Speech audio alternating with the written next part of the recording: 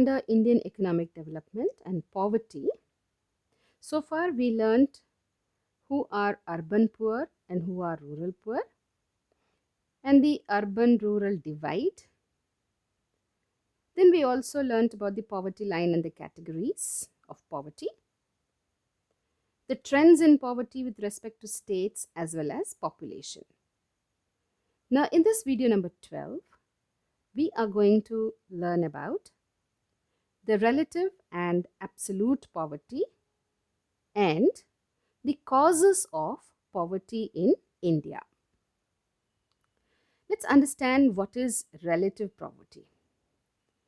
Relative poverty, as the name tells us, in relation to the other person.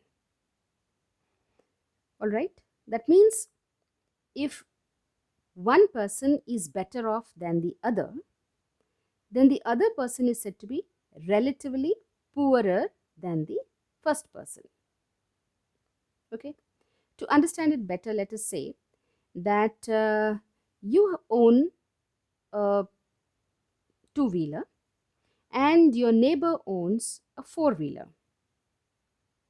Then the one who owns the two-wheeler is said to be relatively poorer than the one who owns a four-wheeler. Okay, so this is with respect to the other person, relatively poor in comparison to the other person. That's how you can look at it.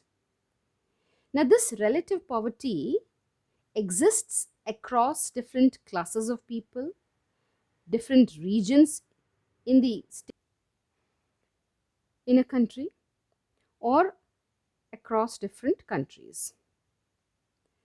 This relative poverty can also be seen as an inequality in income within the country. So we know inequality in income means there are two sections of people, the one who have the higher income group and the other the lower income group. So that is what brings about an inequality in income, and that is what breeds this relative poverty. So a higher income group people would be able to get better things in life when compared to the ones who are in the lower income group. All right, then let's look at absolute poverty. What is absolute poverty?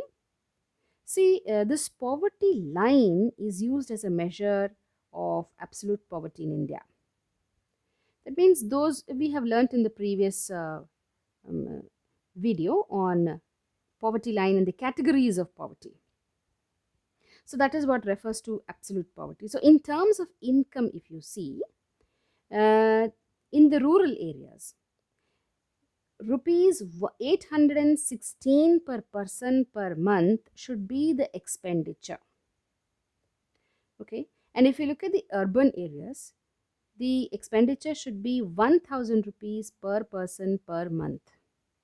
Otherwise, he is said to be living in absolute poverty. Now, the next one is, if you look at in terms of calorie intake, then for rural areas, it is 2400 calories per person. And in the urban areas, it is 2100 calories per person. This difference is because in the rural areas, people, do a lot of physical work when compared to the urban areas. So that's about the difference between the relative poverty and the absolute poverty. Let's now learn what causes poverty. What are the reasons behind this, that cause poverty in any country? In general, that is, any economy will have problems. So economy-wide problems are a low capital formation. Low capital formation means the production capacity of an economy reduces.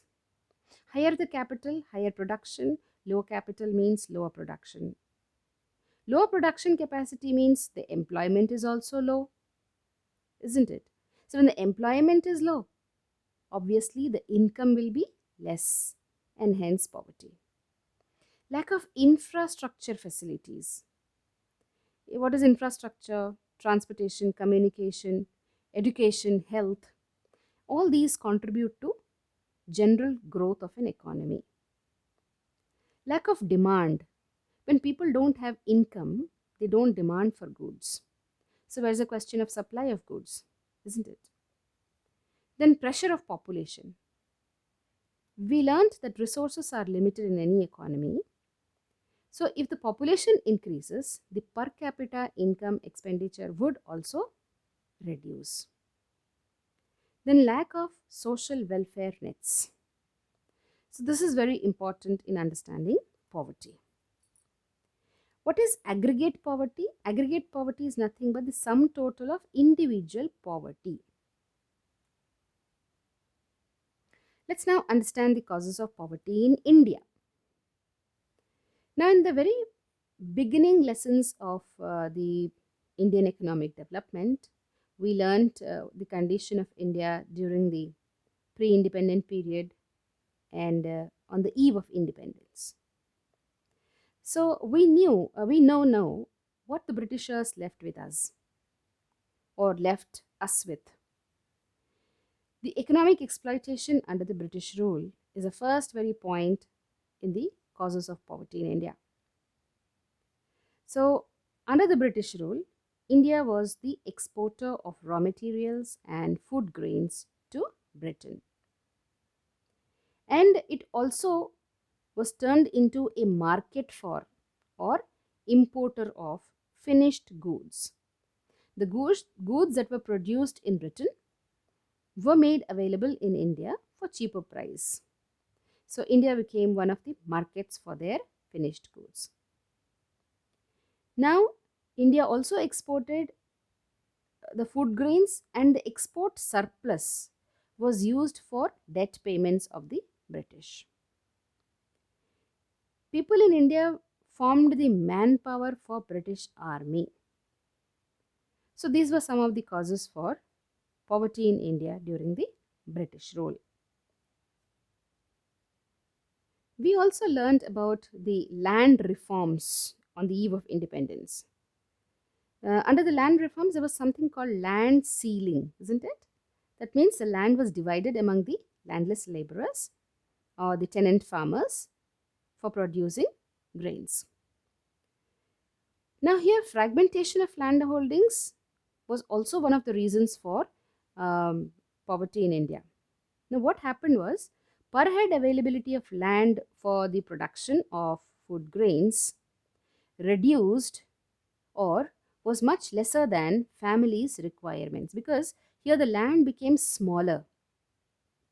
So, a smaller land area would produce very less produce, and hence that was not sufficient for families' requirements. Then, low growth rate. Why low growth rate?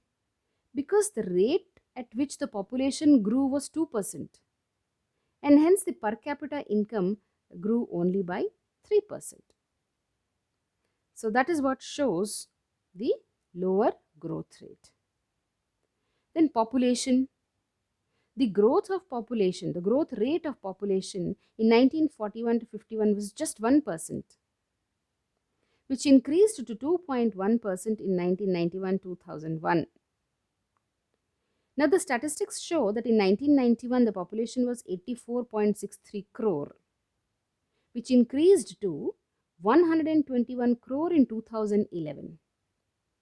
So, this population explosion with respect to the available resources also led to poverty. Then, when population is more, there will be unemployment.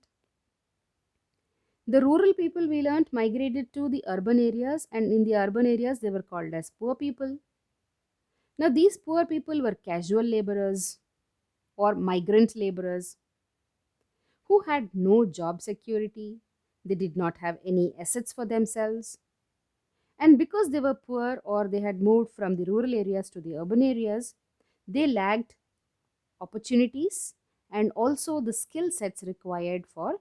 That's one more reason that the industries could not absorb this labor from agriculture. If you look at the statistics in 2011-12, it was equal to 2.45 crore, the unemployment rate. which increased to 4.35 crores by March 2016. High rate of unemployment would mean that they will not be able to support their families because casual laborers do not have regular income. So that will be intermittent. Sometimes they have their jobs, sometimes they don't have their jobs. So, since they are migrants and they need to support their life in the urban areas, they would go for loans to support their life in the urban areas, the urban poor, which also leads to indebtedness because they are not able to repay their loans. And again, they would go for loans. So, repeated, uh, you know, taking loans, unable to repay the loans, only puts them into indebtedness. Then another reason is inflation. What is inflation? Rise in price of essential goods. Already there is population explosion, there is unemployment, and because of that they are taking loans, and now rise in prices of the essential commodities. So low GDP and high population, they reduce the real income. Reduction in real income would mean lower capacity to spend or lower expenditure capacity. This affects the lower income groups. The lower income groups are the worst affected because if already they are under the poverty line, they would still be pushed further into poverty. Then the next one is capital deficiency. Lower capital would mean low production capacity. When production capacity is less, it would mean that there is low employment. When there is low employment, there is low income and hence high level of poverty. Lower income means many people are living below the poverty line. The next is lack of infrastructure, social infrastructure and economic infrastructure. Economic infrastructure is that which is related to energy generation, transportation, and communication. And social infrastructure is education, health, and housing services. So, lack of these, infrastructure also pushes an economy into poverty. The last and the very important one is the unequal distribution of wealth or income. We know there are two sections of people in any society: the richer, which is the higher income group, and the poor section of the society, that is the lower income group. Now, every government in an economy tries to bring this rich and the poor gap closer. That means they try to equate these rich and poor by providing some subsidies to the poor, by providing them with some amenities, as part of social welfare. And it also has this progressive taxation method which we follow in India. That means a higher income group would pay more taxes when compared to the lower income group. So this also reduces the rich and the poor divide. So those were some of the reasons for poverty in India.